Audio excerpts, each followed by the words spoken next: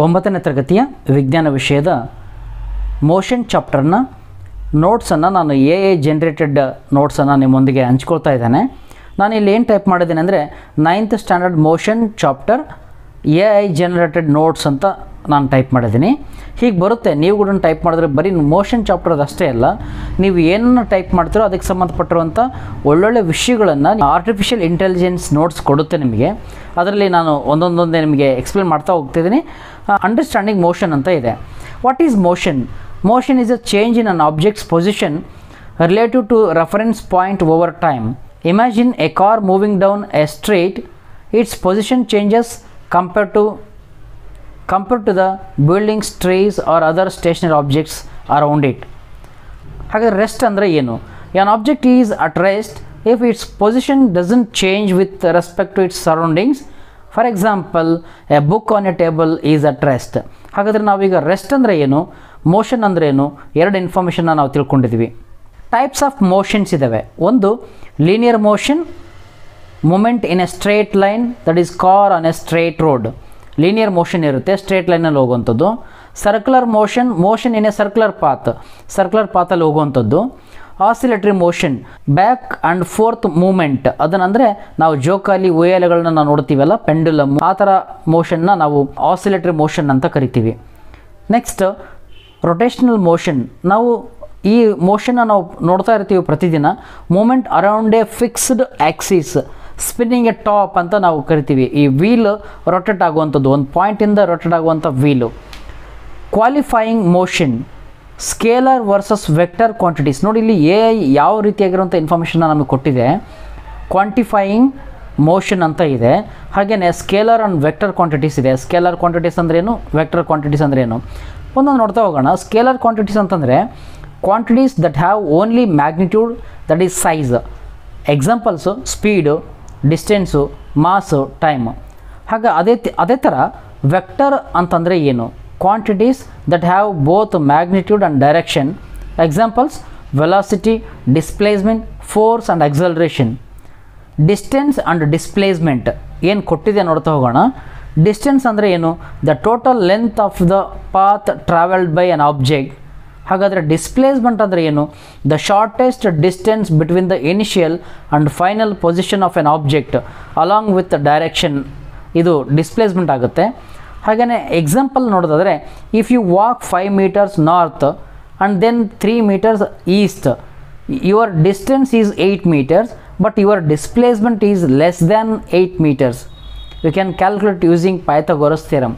ಈಗ ಈ ಎಲ್ಲ ಶೇಪಲ್ಲಿ ನಡೆದಿದ್ದಾರೆ. ಒಂದು ಕಡೆ 5 meter ಹೋಗಿದ್ದಾರೆ, ಇನ್ನೊಂದು ಕಡೆ 3 meter ಹೋಗಿದ್ದಾರೆ. ಹಾಗಾದರೆ total distance travelled 5 + 3 that is 8 ಆಯಿತು.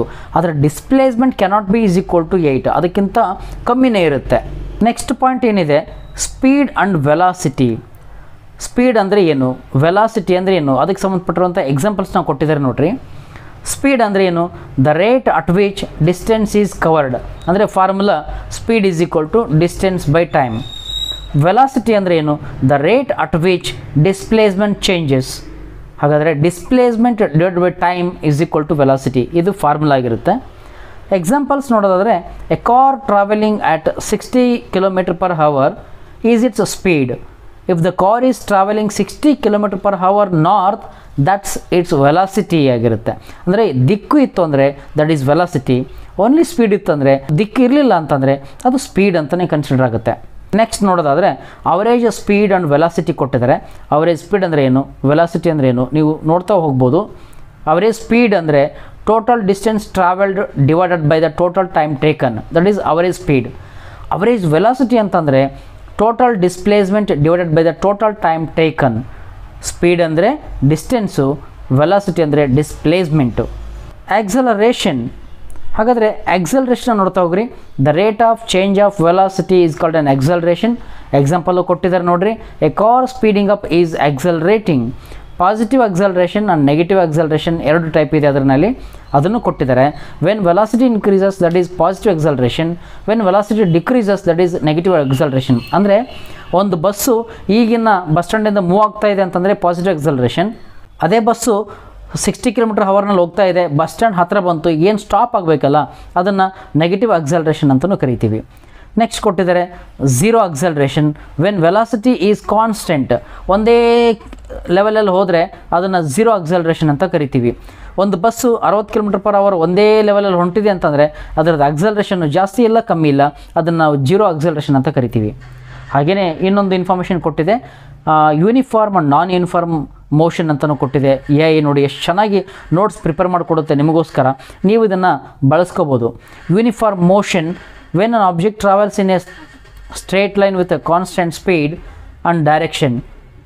ನಾನ್ uniform motion when an object's speed or direction changes during its motion, ಅದು ನಾನ್ ಯೂನಿಫಾರ್ಮ್ ಮೋಷನ್ ಆಗುತ್ತೆ. ಹಾಗೆ ಎಕ್ಸಾಂಪಲ್ಸು ಕೊಟ್ಟಿದ್ದಾರೆ ನೋಡಿ. Next equations of motion. ಇಲ್ಲಿ ಈಕ್ವೇಷನ್ಸ್ ಆಫ್ ಮೋಷನ್ ಕೊಟ್ಟಿದ್ದಾರೆ. v = u + at, s = ut + ½ at square, v² = u² + 2as. ಹೀಗೆ ಸಾಕಷ್ಟು ವಿಷಯಗಳನ್ನು ಈ ಆರ್ಟಿಫಿಷಿಯಲ್ ಇಂಟೆಲಿಜೆನ್ಸ್ ನಿಮಗೆ ಕೊಟ್ಟಿದೆ. ಇದನ್ನು ನೋಟ್ಸ್ ಮಾಡ್ಕೋಬೋದು. ನೋಟ್ಸ್ ಮಾಡಿಕೊಂಡು 1 ಸರಿ 2 ಸರಿ ಅರ್ಥ ಮಾಡ್ಕೊಳ್ಳಿ. ಈಗಾಗಲೇ ಟೀಚರ್ಸು ಪ್ರಾರಂಭ ಮಾಡಿರ್ತಾರೆ ನಿಮ್ಮ ಶಾಲೆಯಲ್ಲಿ. ಈ ಎಲ್ಲ ವಿಷಯಗಳನ್ನು ಒಂದು ಸರಿ ಓದ್ಕೊಂಡ್ರೆ ನಿಮಗೆ ಈಸಿಯಾಗಿ ಅರ್ಥ ಆಗುತ್ತೆ. ನೆಕ್ಸ್ಟ್ ಈಸಿಯಾಗಿ ಎಕ್ಸಾಮಲ್ಲಿ ಪಾಸ್ ಆಗ್ಬೋದು. ಬರೀ ಪಾಸ್ ಆಗೋದು ಇಂಪಾರ್ಟೆಂಟ್ ಅಲ್ಲ, ನಮಗೆ ವಿಷಯಗಳನ್ನ ಅರ್ಥ ಮಾಡ್ಕೊಳ್ಳೋದು ಭಾಳ ಇಂಪಾರ್ಟೆಂಟ್ ಆಗಿರುತ್ತೆ. ಮುಂದಿನ ವಿಡಿಯೋದಲ್ಲಿ ಮತ್ತೆ ಸಿಗ್ತೀನಿ. Thank you.